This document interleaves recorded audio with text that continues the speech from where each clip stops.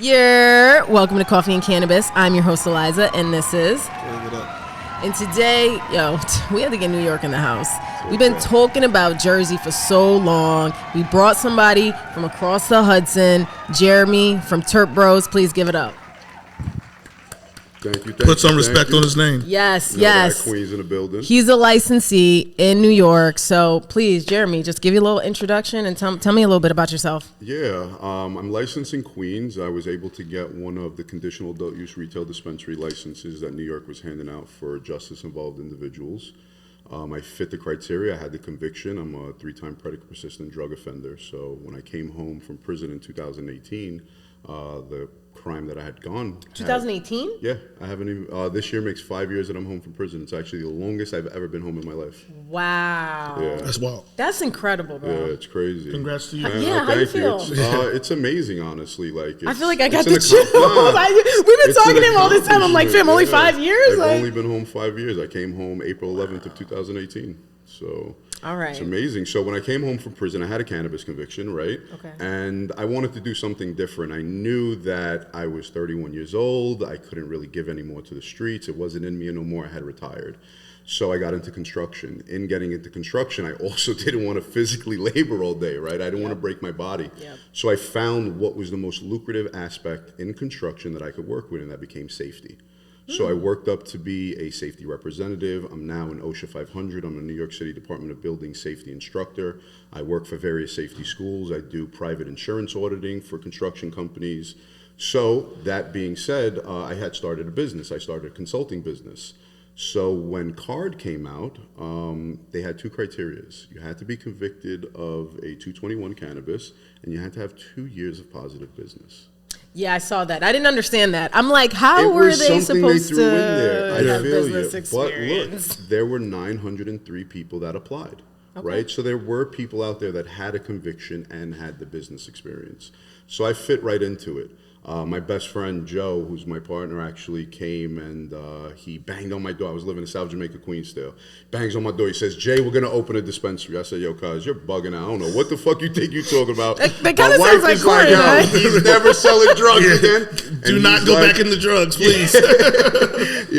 So he's like, no, let me explain it to you. He's like, because he knew what I was doing. Because even with my OSHAs, like, I'd still give OSHAs out to my homeboys who wanted to get into construction. Free of charge, do the training, because it's something that I feel ethically I have to do, right? It's just mandatory. I was able to receive a chance, so I always wanted to give back.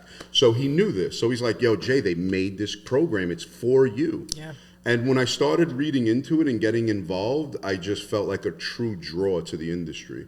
And like to the industry where we can actually give back to people who are disproportionately affected by the war on cannabis and the war on drugs, and through the prohibition and all the draconian laws that came out and affected our neighborhoods. Right, so it just naturally like went with it, and it's been about 1.5 years now. We weren't on the first 3 rounds that got awarded, but we did get awarded. Okay. And we've just been working hard. You know, we finally got a location, 36th Street and Ditmars in North Astoria. So we're looking to be open before Labor Day. Shout out to Queens. Queens get the money. You know.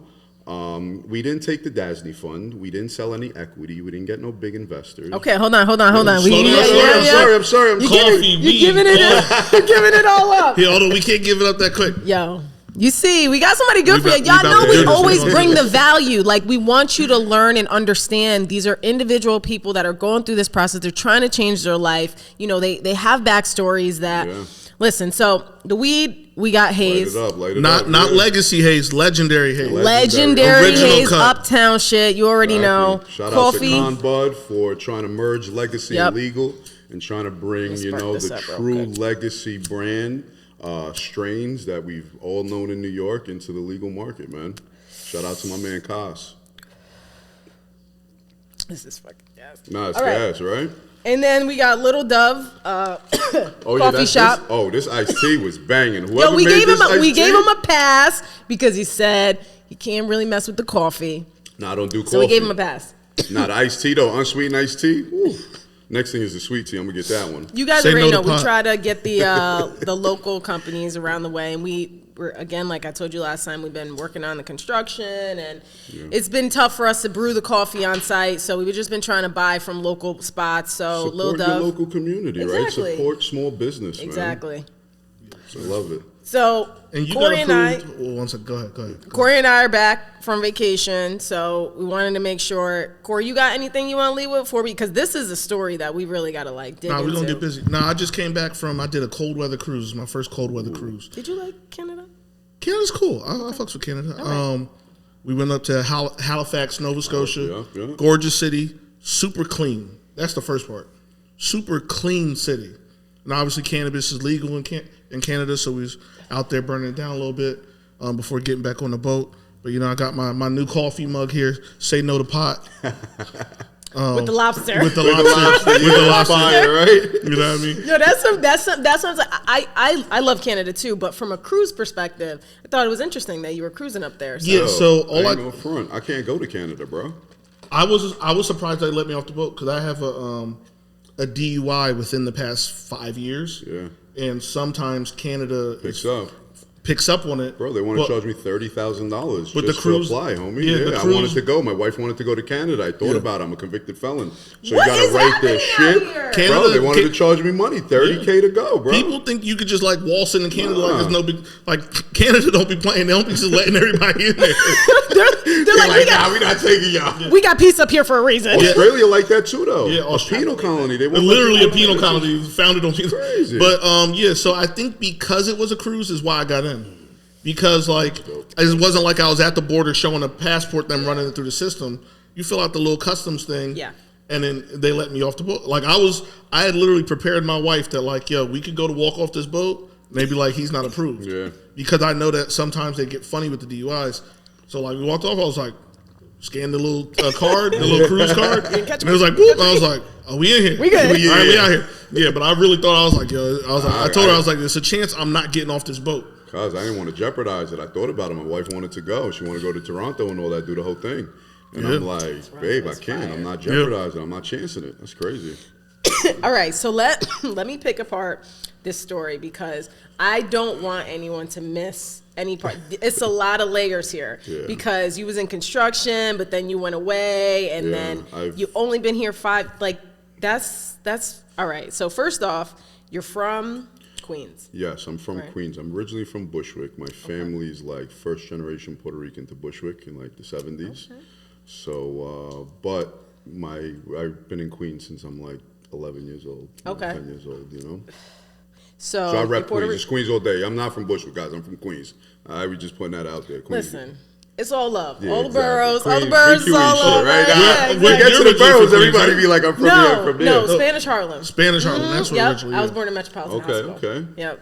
And then I lived in Connecticut for a long time. Okay. Yep. And then I've been in Jersey since I was 17. So for me, I sort of feel like how you do about Queens. Like Jersey is home for me because I've been here for. Went to middle school, junior high school. It's just the part of my life that mattered the most. Yes. Exactly. But anyways, all right. So you're from Queens, and all right. So I want to go back to when you got locked up the first time. What is the story of as a legacy operator? How old were you? You went to jail 3 times, I have 3 state bids and I have a juvenile bid. So when I was 16, 17 years old, I had already left my mother's house, not forcefully, just not following the rules, right? My mother had instilled a certain set of rules. I didn't want to follow them. I wanted to be in the streets. Sorry, At that time, by 16 years old, I had already been in a gang probably for 5 years. I was in a gang when I was 12, 13 years old. So I was already in that lifestyle. I was very rebellious. So my first charge actually came from being caught with crack cocaine on the corner of Knickerbocker and Linden. 83rd Precinct, random stop check, threw us all up on the wall, and I got caught with crack, and I went to juvenile detention. How old were you? 17. 17, okay.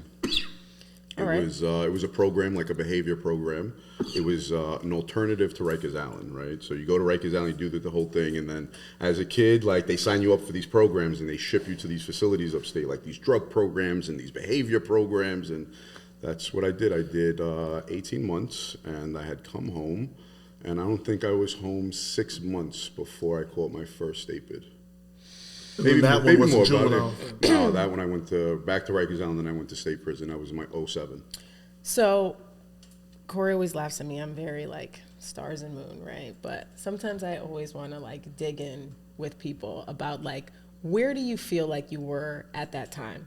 Like you said, they had all these programs. Yeah. Obviously, they didn't work. It only took 6 months. What happened that it just you weren't getting it? Being youthful and having so much aggression and having so much violence around you, you only mirror what your environment is.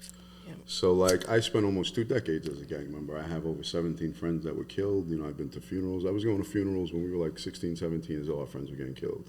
You know, I have gravestones, had it all over my body, you know, like, so it's just a bad circle of energy. It's a bad circumstances that a lot of kids are in.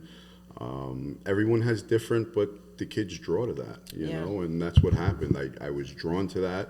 And the type of person I am, I do everything to the fullest, right? So you were going to be the best. You was going to be the best. No, you know, I was doing my thing, you know, and it's nothing to be proud of, but it's also something that I have to acknowledge because through that I gained those experiences. I know what's going on the streets. I'm not naive to it. Yes. You know, you can't tell me something when I've been through it and I know what's going on. Yeah. So at that time, I think we were just young and angry. Yeah. You know, we like didn't know how to like get that bad negative energy out. So we just fought against each other, and it's a bad cycle. Some people are grown and angry though. Like there are some people that are our age right now that still have not let some of that go. And I only ask that because, you know, my brother is in music, and I've been trying to, you know, transform, like support his transformation, right? It's like you do got to give up the life after a while, and there has to be the growth that comes with it, and clearly jail is not always something that makes someone rehabilitation in it. Yeah, like that's not making anybody grow. You went right back.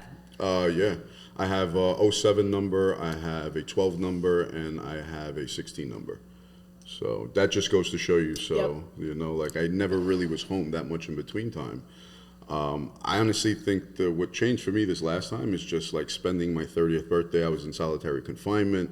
Like, and there's a story behind that. Like, my fucking toilet was frozen, my windows. So, upstate New York State Prison, like, it literally starts snowing in October. It doesn't stop snowing until like June. Oh my God, I believe it. So, every day, my birthday's in November, so it's like bitter cold. I remember my slats on the window were broken. There was snow coming in. And it's just internally, I just had that, like, moment. I don't do this again. I couldn't. Yeah. You know, like I just genuinely couldn't. I felt I was getting old. It's like a young man's game, even though there are older people that are still, but for me, I just didn't have it in me no more.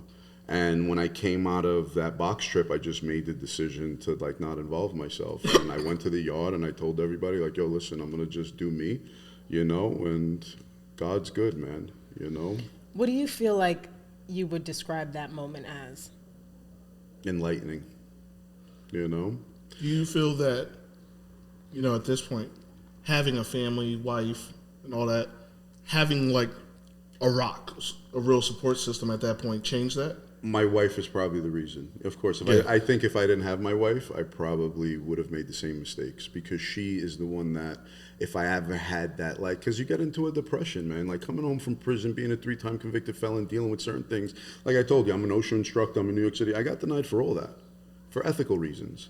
So like I had to appeal it and fight it for every door I went through, I literally kicked it down. Yeah. So like she was my rock, you know, like she's the one. No, honestly, when I was coming home from prison, she was fixing my credit. She was paying my tickets off. Like she allowed me to come home and have a breath of fresh air. How long you been with your wife? I was with her 2 years before I went to prison. So we're going on 8 years now. Okay. You know. What's her name? Crystal. Shout out to Crystal. She super dope. She bared my first child, Callie. You know, like, I never thought, my mother tell you, I got my mother on here, she never thought I was going to have kids. Nah, for real. She thought I was going to be, because I only have one sister. She's 10 years older than me. She has 2 kids, and she always thought I would never give her kids. Because honestly, like, I don't think many people thought I would have, like, I was in the streets for real, you know, like. Yeah.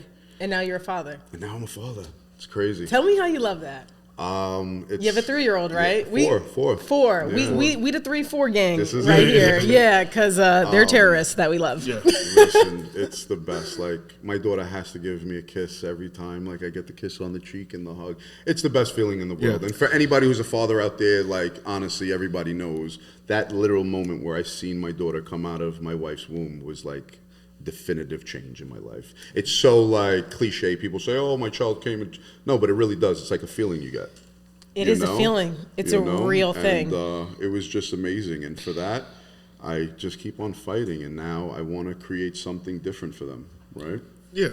So with that, real quick, before we go any further, I see y'all with 2 joints. Nobody passing the joints, so don't chief them. Right? We good. We can light one, yeah. We're gonna light one. I'll roll up and we'll pause this shit and roll more. Yeah. So with that, you're doing the OSHA thing, and roughly a year and a half ago, like you said, your boy Joe's like, "Yeah, we're doing a dispensary." How long did that process of you getting approved? Mind you, it's for a program that's blatantly made for you, but still with that, how long is that process? So the applications came out in September. They started the rollout in November, and since then, there's still only, believe, 10 that have actually been rolled out, give or take 1 or 2, plus or minus. It's a long rollout, and it's not going any faster. And we didn't even think we were going to get it originally because it was so slow, and because there was a lot of transparency and there was a lot of questions we had. And that's a lot of the reason we formed the New York Card Coalition, which I'm a co-founder, was to be able to provide information and resources to other applicants just like ourselves. Right, because we had questions, and who were we depending on? Each other. Yeah, like who are you going to call to get the answer from? Yeah. We weren't calling the OCM directly. They were so busy, understaffed. They didn't have the ability to give us information. So we started off like super organically, with like 5 of us on a text message. Jason Tantello, his wife Brittany, Kaz, myself, Eric and Roger from Mellow Times, and a couple others. And it's soon like, oh, I know one more card person, and we brought them on, and they had questions, and we would try to just help each other out. Now we're almost 140, 145 strong. We have 60 licensees that are card. We're working with Senator Cooney, who's one of the originators and writers of the MRTA. We go to Albany. I'll be in Albany on Wednesday. We try to lobby for cards interest, as justice involved and as social equity. It's been crazy. A year and a half, bro. I never thought in my life, honestly, I'd be here. And the thing is, just to put that in perspective, weed has basically been legal in New York for 3 years. Mm-hmm. Yeah. So they made it legal, and then it still took a year and a half just for them to come up with the idea of this program. And like you and Alyza, similarly, basically each state had a program that both of you were perfect for, right? Yes. Like we already know, Alyza checks every damn box. You can check for social equity, except social equity, which is hilarious. Yeah, it wasn't poor enough.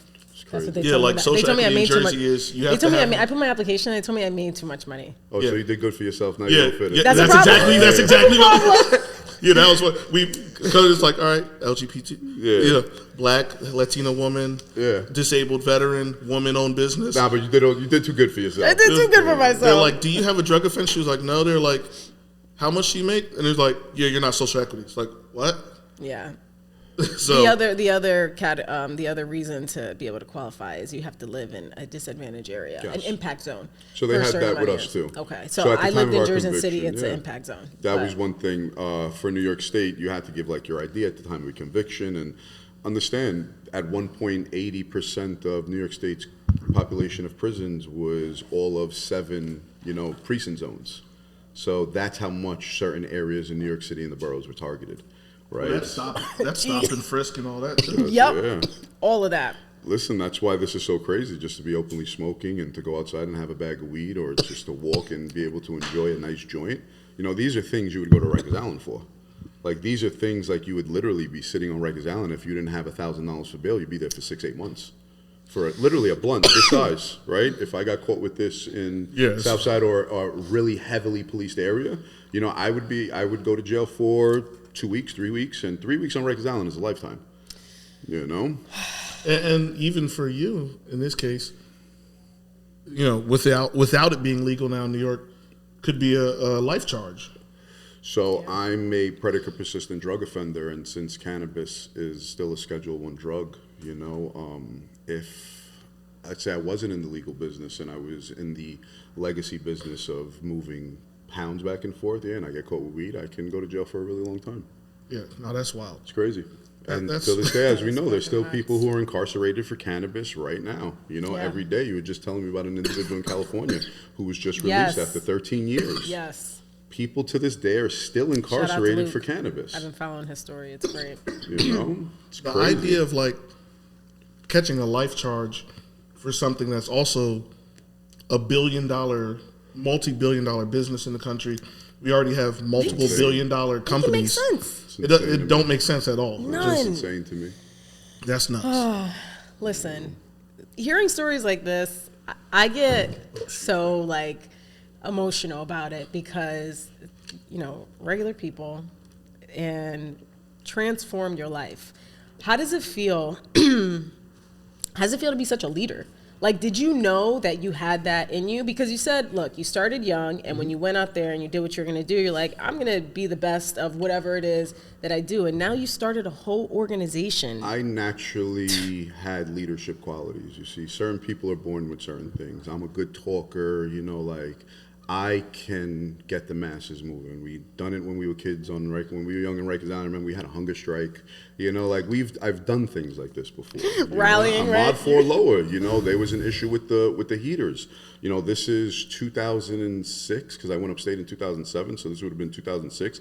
Mod 4 lower in Rikers Island 4 building, the heaters weren't working. It's wintertime. So what we did was refuse chow because chow is a mandatory thing. They have to feed you. So the only way to get a white shirt's presence is, we're holding a hunger strike. We're not going to chow. It went 3 days before the cap is what are you guys doing? We need extra blankets, so we need it fixed, homie. Yeah. This is what it is. So naturally I had that gift. So it was just transforming into something that was positive. And it's not something that I forcefully do. It's I talk, people listen, I listen to people, I follow good direction, and I believe I have good direction to allow people to follow, and we work simultaneously, that's what makes the coalition good. Yeah. So if a little bit of leader here, but I'm still a listener, it works cohesively. Yeah. And then a businessman, entrepreneur, even when you're in the streets, you're selling something, you're an entrepreneur. 100%, I was just putting it into a different perspective. Different box and doing it legally. There are so many people out here that are doing the wrong thing that could be making so much legal money because they have talent. I was always told drug dealers are the best business people. Yes! You have to. So I'm putting it to the test now. Doing math and stuff, or oh no, a quarter ounce is half of it. And sometimes when I hear that, when I hear my brother talk about, and I'm like, wow, he is better than me. Yeah. No, people got to understand when you start breaking down ounces to pounds, right? And then you start talking about grams. You're crossing over different types of math. Yes. No, 100%. Eighths and halves. We're talking geometry. You're doing some stuff. Yes. 128. And you're doing it quick because there's money involved. 8/8 in an ounce. Yes. And then making creative bags, right? But the marketing. Packaging. This is what I'm saying. You take these talents, and that's what we also want to do with the Card Coalition. Something that my friend Kaz Marte is doing with ConBud is being able to bridge legacy to legal. Yeah, that's important. There's so many people that have great packaging and great branding and great marketing and just good, wholesome, smart businessmen and women. Yep. We have to be able to bring them to this industry and open it up because we don't want it to be taken over by people who aren't like us or have been through the struggles or the persecution we've been through with cannabis, right? Yeah. Or even have respect for the plant in that capacity, exactly. right? Because it's people have such a capitalistic type of view around it that they forget this is a real plant that comes from earth. It's here for great intention. It has so many wellness and medical benefits. It helps so many people, and we're just Our ancestors have been using this plant for thousands of years. I'm Puerto Rican and Saudi Arabian. The native indigenous people of Puerto Rico have had cannabis, and the Middle East cannabis grows. All throughout cultures from our ancestors, this has been a plant that's been involved with our rituals and our growing as communities. So to have somebody else come in and capitalize on it when even in the now present people are still being persecuted for it and people like us have been through so much for it, that it's only right that we get in this game. And if we don't, we just got to kick the door down and get through it. Well, it's literally called Kush.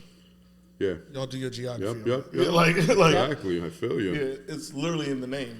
It's actually one thing because originally our company's Kush Culture Industries, and we were doing our marketing, the first thing that comes up is the Kush Empire. Yeah. Right? So what do you think the reference of the words are? You think they just came up Kush for no reason? No. Nah.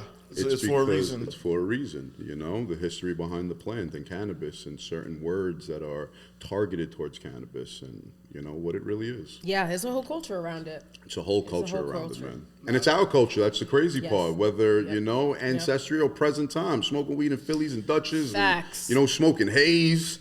Like, that's New York shit, Jersey shit. Like, you know?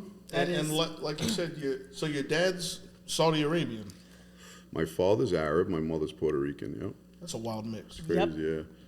Ma, don't kill me, Ma. I don't want my moms to kill me, but my mom's was 10 years older. She was 29, my father was 19. Shout out to Mom. Wait, when you said that, I thought you said it the other way around. No, my father was young. Yeah, my mother was older. Ma, don't kill me. She was like, let me get this little sheep motherfucker. Mom's getting it. He looked good. But I lost contact with my father. I didn't really know him my whole life. I know where he's at now. He's currently incarcerated in Dominican Republic for murder. He was a street guy too. Different businessmen. My mother always said he was a businessman. Like his mother, my grandmother always had like a jewelry business, things like that. But he was a street kid. He was a hustler. For the amount of times, I'm 36 years old. I'll be 37. I think I met him like 9 times my whole life. Okay. So even then, he had gone to state prison. He was living in Washington Heights. I think that's probably the reason he went to Dominican Republic, because he was up in the Heights with all the Dominicans. And he got caught in a car ring. Like they were sending the cars to South America and the Middle East. Shit. Yeah. And he got caught with that, and then he got deported. And he had citizenship in Dominican Republic. Wow. It's a crazy story. It's a crazy story. It gets a whole big thing. And I don't really know him too much. I wish I would have known him more, but it's just what I... Do you think you're going to, when this takes off and you have more opportunity, maybe try to Listen, if God, go down that road? if God sets the path, then I'll follow. Okay. I'm not going to force anything. I'm a grown now. He's, At least you're open-minded about it, though. Oh, of course. I think, and this life, honestly, has just sparked so much true faith in me. Not on a religious standpoint, but on a spiritual standpoint. Yeah. And now I lead by good vibration. So if the path leads you... sound like me! That's what it is, homie, for real. This is... Look at Jayla. Don't be annoyed. This is her bag, the vibrations. It's real. No one understands. Hermeticism, real. man. Vibration is a real thing. Hermetis Tremidicus. It's like every other Instagram post is good vibrations. Yeah. Well, it's something that's become more popular now. It was things I was reading while I was in prison, because, again, when I decided to really let go of the gangs and let go of all the bullshit, you need something to replace that. Yes. And reading and becoming a little more keen on spirituality and reading different philosophies and ancient philosophies and like the originators of what we know, like the pre-Abraham and all, like whatever. Well, that's another podcast, right? But I got into that. Vibration to me is a very big thing, and being around good people is a very big thing too. People, places, and things, right? And look, all three of us have like weird father. I'm a child of my mother got with a gentleman. They both in the military. He was married with kids. That happened in Germany, only for them to live 20 minutes apart back here in Jersey. Oh, it's fucking hilarious. Wow. So I didn't even know my dad existed on this planet until I was 9. That's crazy. Didn't meet him, barely had relationships with him.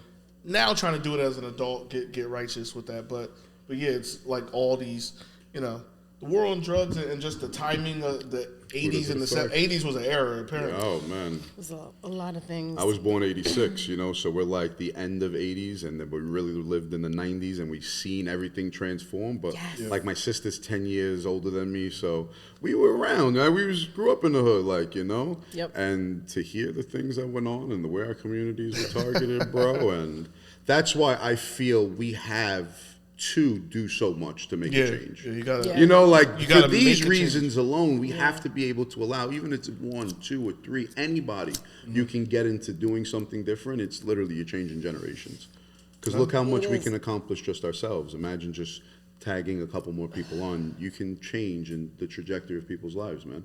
So with that, like we met literally, I think it was a week before y'all got approved. Yep. We were at the event, and it was like we chopped it up, talked, exchanged information. Then like it was like the next week, I got the y'all were in that, and it was like, oh shit, they just got the